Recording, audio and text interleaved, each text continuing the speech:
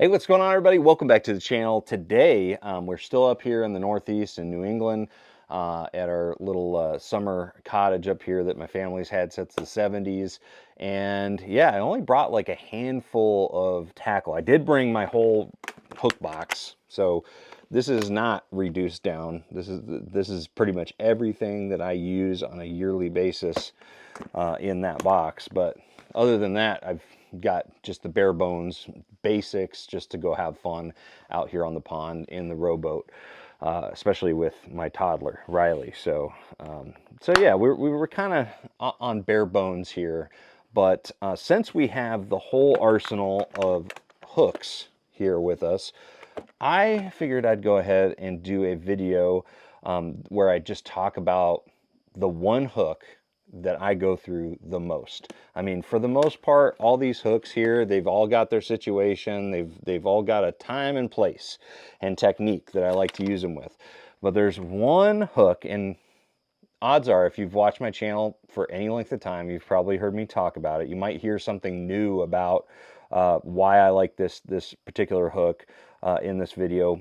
But this is not a secret. You know, this is a hook that I've been using to great success for a long time now, and I just want to go ahead and show it to you guys because this is one that, again, you know, I will go through if I can find it here. We got both light wire versions and the heavy wire version, which is what I'm looking for. There we go. So the hook that I'm talking about is this one right here. This is the WRM 959. This is an EWG style hook with a heavy gauge wire. Now this is you know, a little bit indicative of a angler who likes to fish heavy cover, likes fishing braid, flipping and pitching, things like that. Casting, you know, toads or you know, some type of dipper style bait or whatever it is. Or even Carolina riggers, something like that. EWG style hooks have been around for a very, very long time, and lots of people use them. And to give you a little bit of perspective of how much I use this hook versus all the other hooks in here, pretty much all these packages of hooks have been in there for several years or more. But the EWG or this 959, I guarantee that this pack was put in at the beginning of this season, if even that, maybe even half the season. I've probably go through 30 or 40 of these hooks a year, and that's like at least that many, right? This is just one that I use in a lot of different scenarios. But, you know, one of the reasons why I like an EWG style hook is because it just seems to hook those fish so stinking well and in the right places too. You know, especially when I'm talking flipping and pitching. And I've done a lot of videos on this, so I'm sorry if you've seen those videos and you're getting bored with this topic, but straight shank hooks seem to be very, very popular. Okay, they've been popular for flipping and pitching specifically, and a lot of people snell those hooks. It's been popular since like 2003 or something like that. I would kind of pinpoint it in the early 2000s. But before then, nobody was having a problem keeping fish hooked on a EWG. I haven't met anybody that was just like, yeah, an EWG just loses a ton of fish. One of the things that EWG, I think, does better when it comes to keeping fish hooked up is it tends to hook them in the side of the mouth a lot more than the top of the mouth. The top of the mouth, like the nostril area, that's where a straight shank hook will generally hook fish. That's one of the things that people tout as a benefit of a straight shank hook, but I disagree. I think that's actually one of the worst qualities of a straight shank hook is that it hooks the fish in the top of the mouth. I do not like the top of the mouth. The reason is that there's very little muscle. There's cartilage and there is bone up there. And the brain. You can brain them. You know, you can set the hook and it punctures the brain. Had that happen a time or two, and that's like instant paralyzed fish, dead fish. But in general, you know, cartilage and bone is not where you want you know, a hook to be. You want it to be in muscle. You don't want to have that hook wallow out a hole in the fish's mouth, which I think is something that the straight shank hooks out there tend to do a lot, is they hook them in the top of the mouth where they can just wallow out a hole. And if you don't maintain pressure, those fish don't go around all types of structure and get, you know, get in some weird angles. You know, it can mean a lost fish, right? So, anyways, that's why I like to use EWGs. They just tend to hook the fish in better places. They tend to keep them locked on there. And honestly, I don't understand 100% why, because you do look at a straight shank and it looks like there's nothing blocking that hook from actually hooking the fish, right?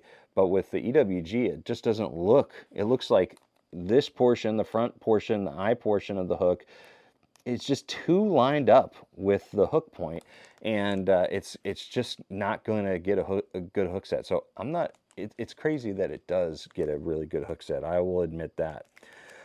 So some situations I like to use the EWG, this 959 in particular, is I like to flip and pitch with it. It's the only hook that I use for flipping and pitching, so that's part of the reason why I go through so many throughout a year. It is very strong. You want to use, there's a 956 that's a light wire version or a medium wire version. That one's really good for like fluke style baits and things like that. Or Carolina rigging, but is not well suited for flipping and pitching, throwing, you know, baits through like heavy vegetation or anything like that. I tend to I go through probably 10 to 1. You know, the 959 I use 10 times more than the 956, I would say. So flipping and pitching, throwing toads, swimming worms like the Z-Man Turbo Fatties, throwing any type of bait on, you know, making long casts with braid. I'm going to be using the 959. I also like to use the 959 on Carolina rigs.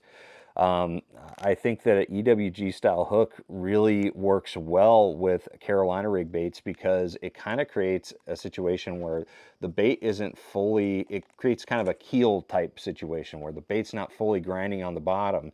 The hook, the bend of the hook is kind of gliding on the bottom, and it keeps that bait a little bit higher. So I do like the EWG style hooks, including the 959 for that. But anyways, guys, I don't have a ton more to talk about. I guess I should mention, and a reason why you might want an EWG versus like just a regular, you know, offset shank worm hook like this is when you're using wider baits. A lot of baits nowadays are pretty wide. Lots of creature baits are pretty wide. You know, stick baits are wider.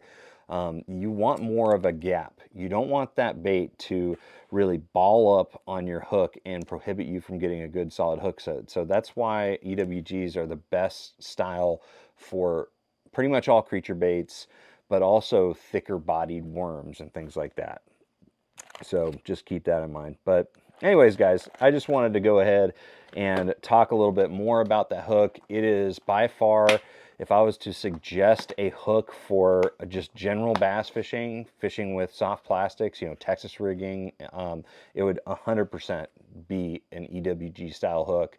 And if you're fishing heavier cover, fishing around vegetation, or fishing for really, really big fish, the heavy wire version of an EWG hook, just like the 959, is where you want to be. So anyways, guys, thank you for watching this video. A little bit of a rambling video on an EWG, but I think that it's all valid points. So let me know what you think. Is there a hook that you specifically like for all of your bass fishing applications, or just general bass fishing, not everything, but general bass fishing altogether, that's different than my suggestion?